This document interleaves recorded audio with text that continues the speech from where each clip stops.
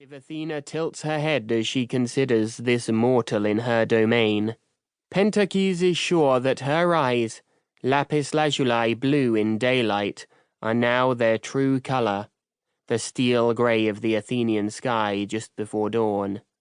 They call her the grey-eyed goddess, sacred Athena, daughter of wisdom, goddess of the battle line. Pentakes turns slowly so that he first sees the goddess by her reflection in the iridescent pool of oil at her feet. Without looking up to see, he knows she is tall, 9 times the height of a man, and her skin is ivory white. A pale arm reaches out as though offering victory as a prize. Literally so, for the goddess has transferred her golden spear to rest against her shoulder, so that Nike, the embodiment of victory, can perch on her palm. Victory is a fickle thing, which can at any moment fly away on gilded wings, so it is reassuring to know that Athena remains forever protecting her city.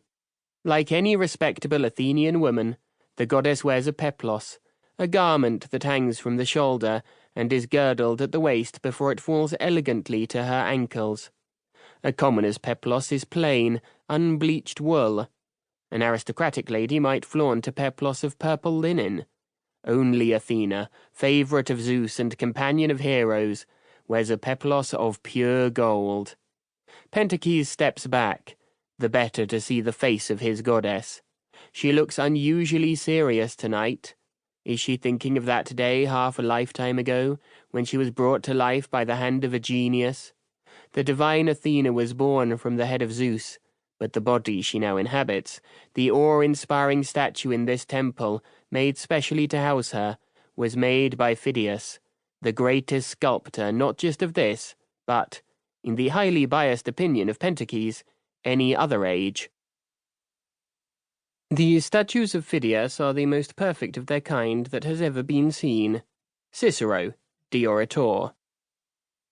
Much has happened since then, but Athena remains majestic, yet somehow approachable, magnificent in daylight, but only truly alive in the lamplight when she stands guard alongside Pentakes. Pentakes first met Phidias almost 17 years ago in Elis, a small city in the Peloponnese. Even as a lad, Pentakes enjoyed a certain distinction as an athlete, and was consequently welcomed into the workshop of the master sculptor. To carve the likeness of the great gods of Greece, Phidias explained, was a privilege allowed to only a few. In Elis, the Athenian sculptor had been commissioned to produce a masterwork, a statue of the patron of the Olympic Games, mighty Zeus himself.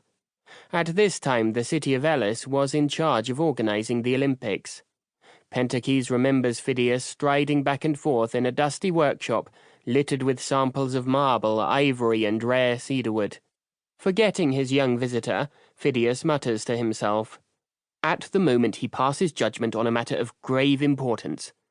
That's when to show him. Grave, austere, terrifying in his majesty. Yes." He quotes from the Iliad.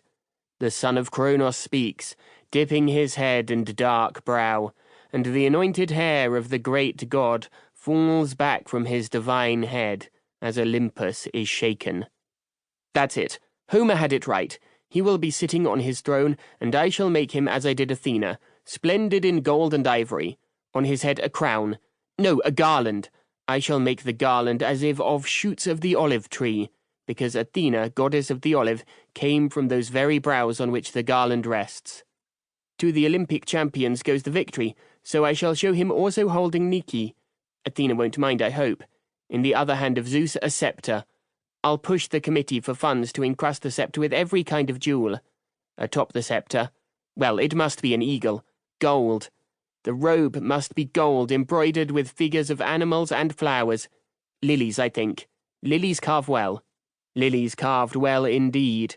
12 years after its first showing to the astonished and delighted populace of Olympia, the statue of Zeus at Olympia is now considered one of the wonders of the known world, along with the Great Pyramid at Giza and the Hanging Gardens of Babylon.